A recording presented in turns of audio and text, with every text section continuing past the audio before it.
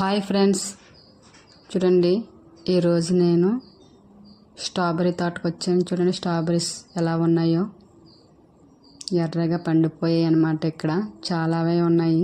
చూడండి ఈ విధంగా ఉంటాయి స్ట్రాబెర్రీ. ఎంత బాగున్నాయో స్ట్రాబెర్రీ కాయలు, పళ్ళు పండిపోయి ఉన్నాయి అన్నమాట. చాలా ఎక్కువ కాసాయి, చాలా బాగున్నాయి కూడా. టేస్ట్ అయితే వేరే లెవెల్లో ఉంది స్ట్రాబెర్రీ. మీరు కూడా టేస్ట్ చేయండి ఫ్రెండ్స్. ఈ స్ట్రాబెర్రీ ఎక్కడంటే లంసింగ్ దగ్గర ఉందన్నమాట. చూడండి రెడ్గా ఉన్నాయి స్ట్రాబెర్రీ పళ్ళు.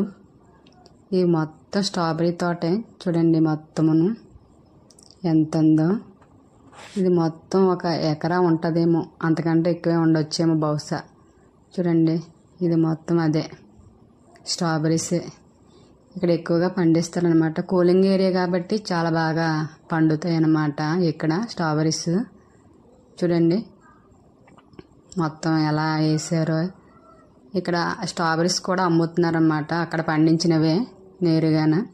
ఒక్కొక్కటి అయితే 100 రూపీస్ అనమాట. మేమైతే ఒక్కటి తీసుకున్నాము.